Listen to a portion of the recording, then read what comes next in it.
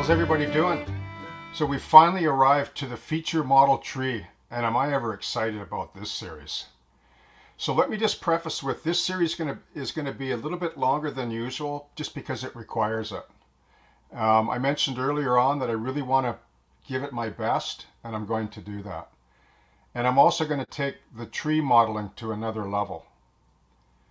Now I know that what I'm about to do or what I'm going to do and demonstrate in this series is not going to be appropriate for larger layouts. I mean, it might be if somebody does a signature scene or a little vignette close to the foreground or something.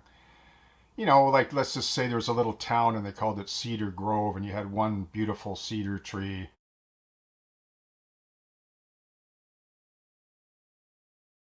you know, with some smaller ones, and then, you know, they sort of transition into the background. Like there's that application as well. But I'm mostly focused on the immersive little railroad, as you all know. And so half a dozen trees will do it in most cases on, let's say, an 8 foot by 16 inch footprint. Now, the trees that I'm going to do and demonstrate to you are going to be just a level up from these ones.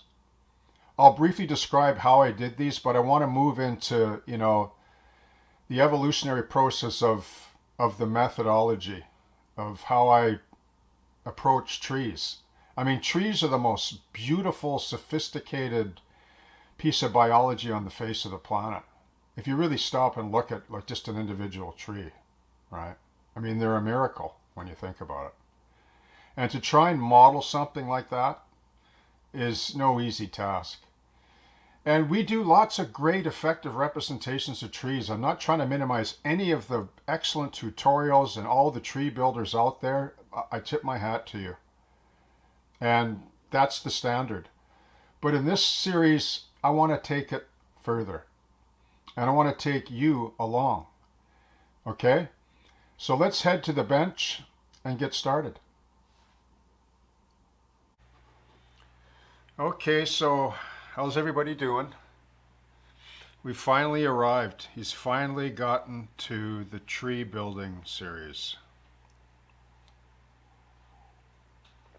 Now, let me preface with the following. I think I promised myself years ago I would never build another tree again. Um, you know, there's 1,000 ways to do trees in this hobby. Well, let's just narrow it down to 100.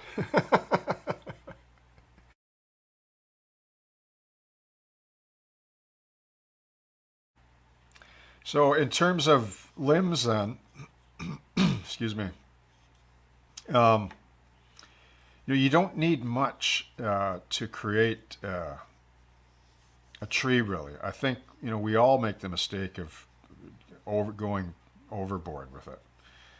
In fact, somebody even mentioned a while back that I could thin those trees out that I have on my layout. And they're right.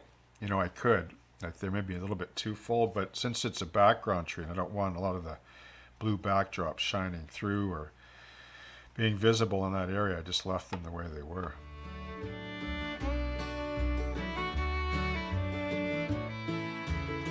And then the idea is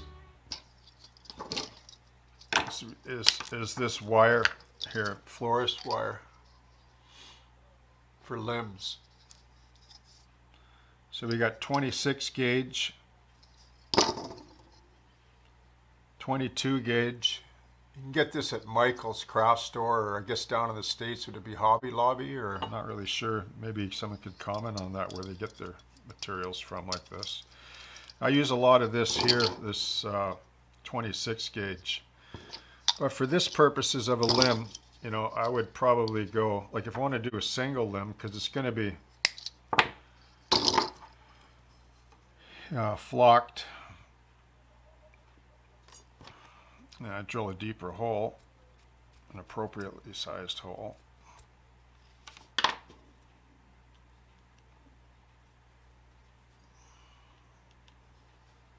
Like that. And the reason why I like the wire is I can shape them. You know how limbs will grow out straight and then when they get heavy they hang down. Yeah.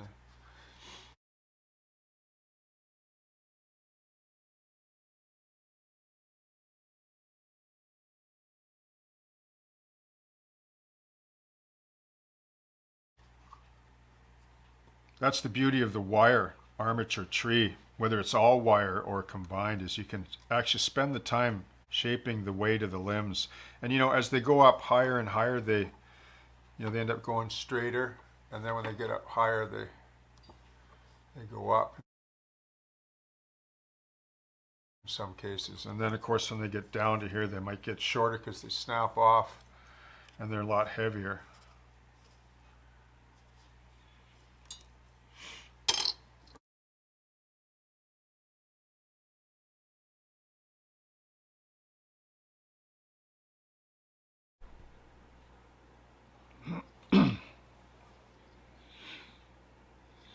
Okay, so remember how I talked earlier about I wasn't going to use the method where I wrap the trees like the way they are on the layout right now. I had the wooden dowel like this, and then I wrapped them all and then left loops like this and then cut them, so the whole tree had this sort of, looked like a coil going all the way up, metal.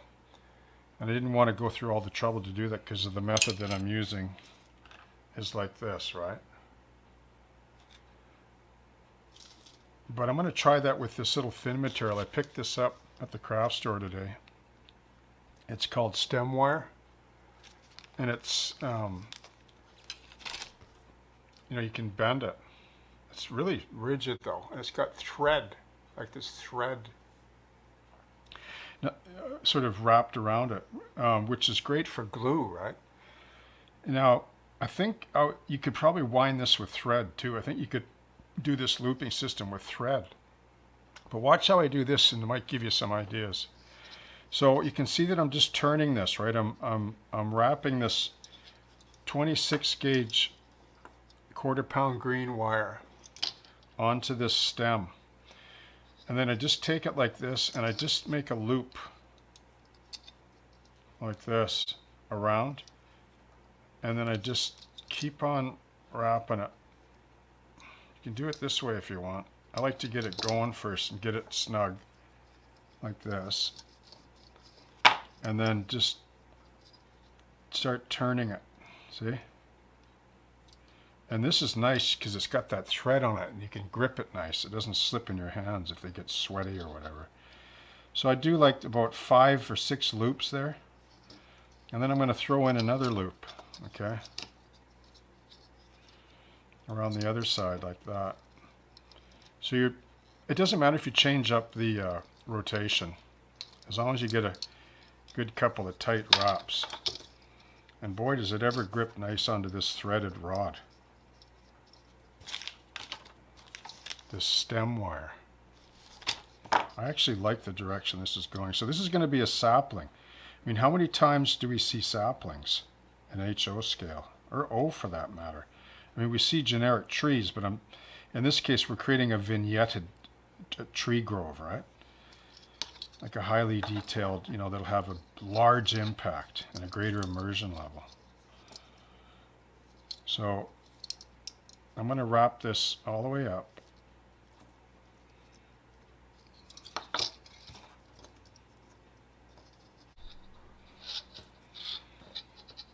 So for the top of the tree, we want to point to or a piece of wire. So I'm going to take just a short piece like this, and I'm just going to lay it on like this, see?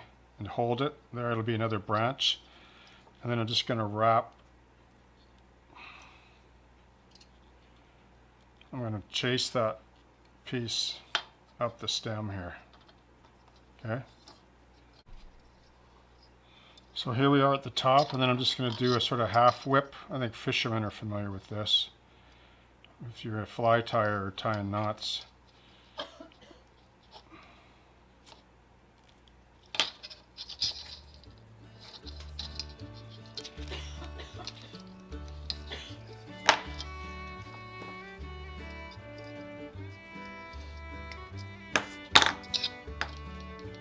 Okay, so this we can fix up a little bit of that. So now, look what we have. Look at all the limbs we have. Okay, look how we have all these limbs. We got 2 there all of a sudden. 2 there. 2 there. 2 And then we just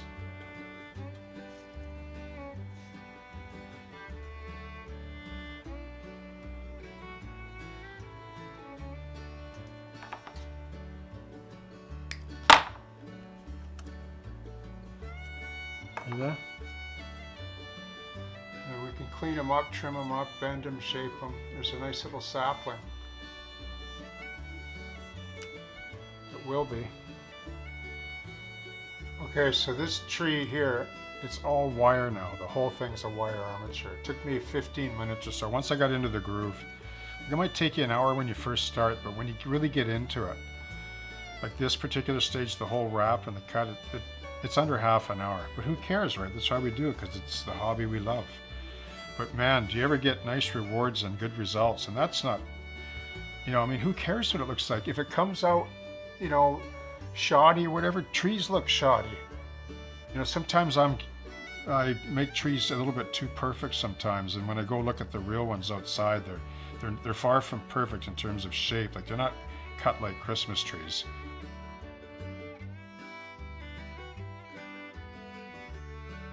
Unless they're manicured that way or they're shrubs, you know.